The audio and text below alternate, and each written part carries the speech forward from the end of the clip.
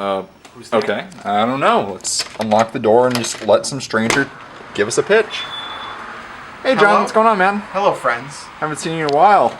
Are you guys dissatisfied with your lives? Yes. Do you guys have dreams that you wish could come true? Yes. I mean, a little bit sometimes, Yeah, absolutely. perhaps. It's Every day. within the Have you realm of heard possibility. of the enlightenment of the great church of Roboraptor? I know how it sounds, but Roboraptor can give you everything you ever wanted and more.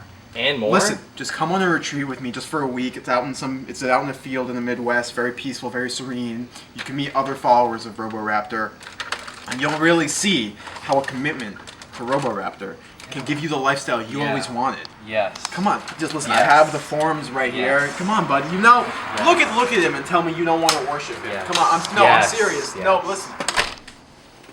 White people, dude. I know, right? This is white people. Hey everybody, I'm Ethan, I'm Jonathan. and welcome to Submaster Reviews for the review for Midsommar.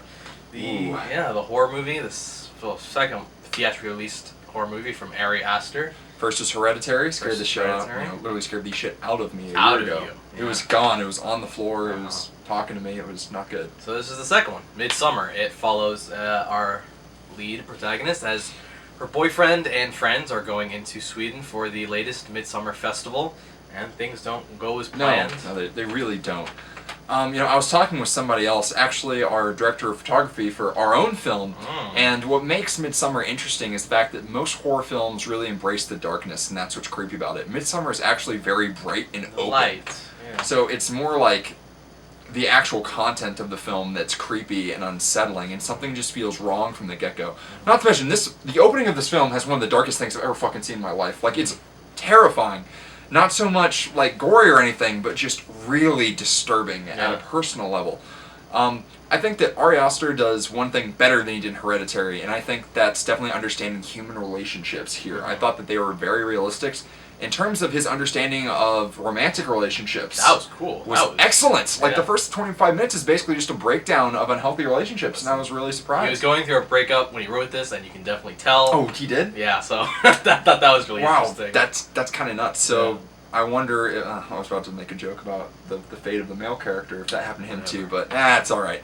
But anyways, I thought the acting was pretty great all across the board. Absolutely. Like I Hereditary. I everything was good. entranced by Florence Pugh's sorry how you pronounce it, her performance. It was really awesome. Yeah. Just to see her evolution from the beginning and where she started out as a character to how her character ends, or where she ends Still up there. hyperventilating, but it's... I just thought that was awesome. Everyone else gave fine performances too. I agree. It was cool. Visually, I thought this movie was beautifully shot. A lot of inventive shots, a lot of weird things happening. It's a very bright film, and it is difficult to make a horror movie scary when everything is really well lit. Yeah. But this movie does it. There's this one acid trip towards the beginning of the film that happens, and I was like, oh wow, this is kind of uncomfortable, and you can actually feel the anxiety of this person going through a bad trip. It's things like this that really make Midsommar like a cut above most horror movies, especially from this year. In terms of the score, also really unsettling. I think it was the person who handled Hereditary score as well. Sure, whatever. It was still good regardless. Ooh, it was eerie, very eerie. In terms of the way that this film was directed, Ari Aster, killed it. I think that, like I said, the shots were very inventive. I loved the intensity that some of the more graphic parts of the film.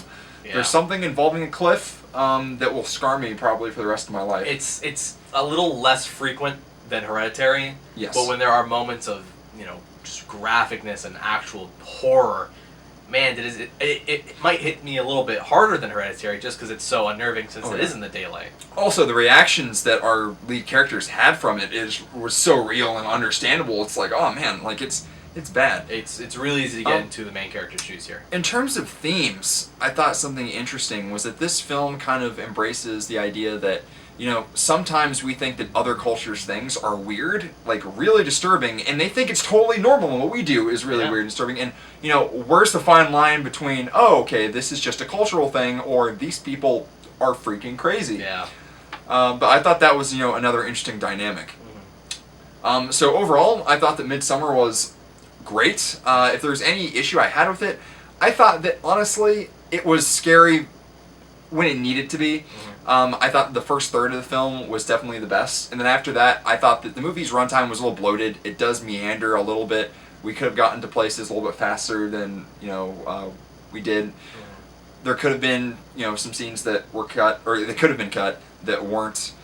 I think that Hereditary is a better film because it is a tighter paced film, and I also thought that the payoff at the end was a little bit stronger than what we got here. Okay. That being said, I still think that Midsommar is probably the best horror movie of the year so far, and I'm gonna go ahead and give it a 4 out of 5 stars. I really enjoyed it.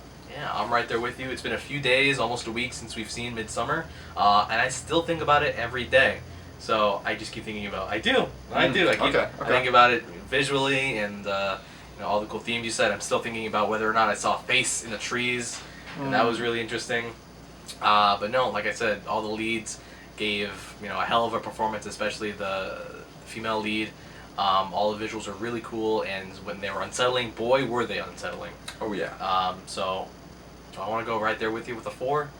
Yeah, I want to go right there with you. There you go. What was fucking good? Hereditary is a little bit better, but damn, they're going for different moves. They're going for different themes, different things entirely.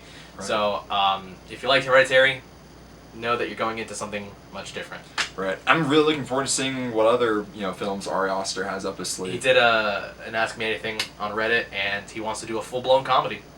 Wow. Well, Yeah. Can't wait to see that. Mm-hmm. But anyways, I hope you guys really enjoy this review. Like I said in our previous review, we're trying to kind of make a swan song for the channel here and just giving you guys some really good reviews before we shut down the channel and we launch our big project film, The Last Stubmaster, which will bring the channel's canon to an end. Exactly. We have canon. We have lore. We do. Watch it. You can watch, I think, Retrospective 4 and Retrospective 3. That's all you need to Again, watch, really. Just watch it and you'll be ready for one of the most epic films you've ever seen in your life. Mm-hmm. This guy gets punched in the face really hard. I do. A couple times, actually.